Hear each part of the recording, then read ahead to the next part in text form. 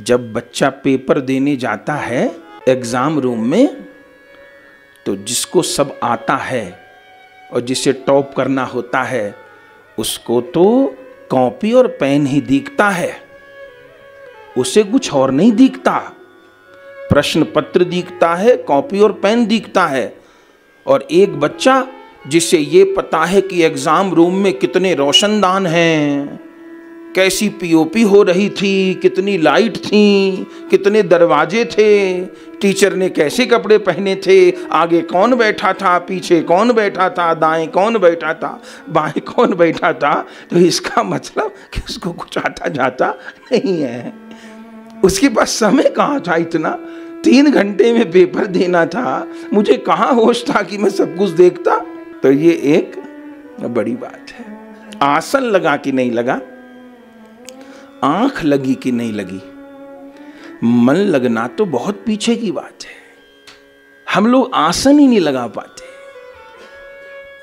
प्रयास करने पर सब कुछ होता है।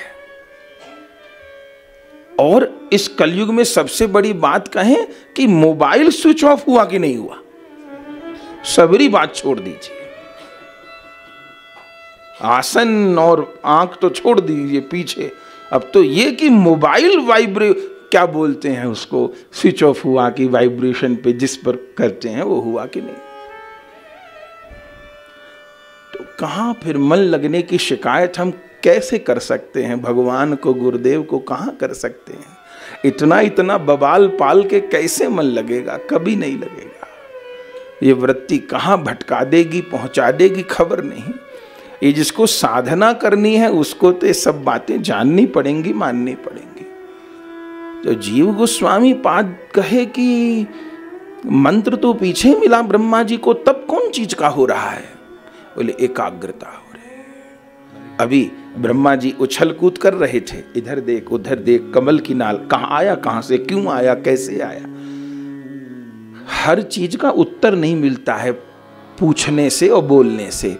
कुछ चीजों के उत्तर समय से मिलते हैं,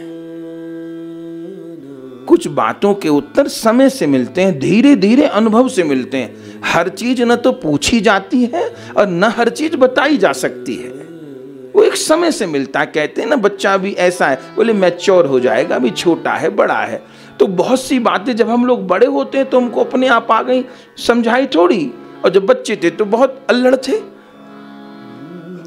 पर शरीर की आयु बढ़ती है तो बहुत सारे मैनर्स आते हैं हमको, ठीक। ऐसे ही इस साधना जगत में आयु बढ़ती है तो इस साधना के मैनर्स आने चाहिए। 5 साल का बच्चा अलग व्यवहार करता है, 15 साल का अलग करता है, 25 साल का अलग करता है, और 45-50 साल का तो अपने आप मैच्योरिटी आ जाती है उसमें। ऐसे साधना में भी आती है, पर विडंबना हम साधना में मैच्योर नहीं हो पाते। हम 20 साल पहले कहते थे मेरा मन नहीं लगता, आज भी कहते मन नहीं लगता, ये तो अच्छी बात नहीं। 20 साल पहले भी कहते थे माला नहीं होती, अभी भी कहते हैं माला नहीं होती। 20 साल भी पहले कहते थे कि मन परेशान रहता है, अभी भी कहते हैं ठीक नहीं, हम मैच्योर नहीं हो पा रहे। ये पहली बात है।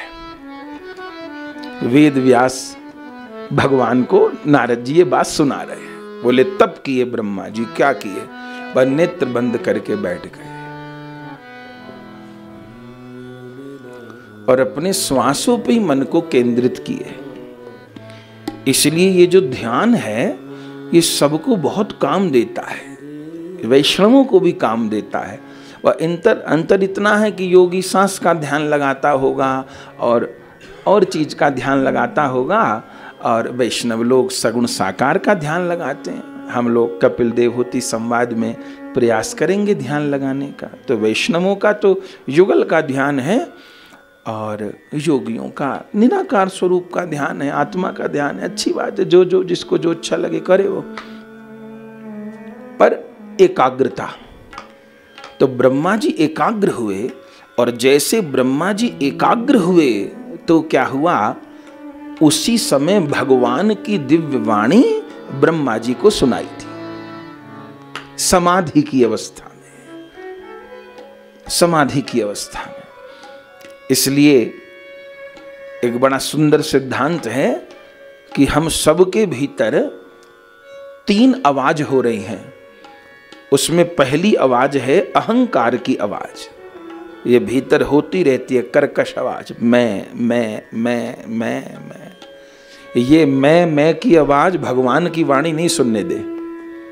अहंकार की आवाज किसी किसी के जीवन में गुरु कृपा से, संत कृपा से, सत्संग की कृपा से ये नाम अहंकार की आवाज कुछ कम होती है, बंद होती है।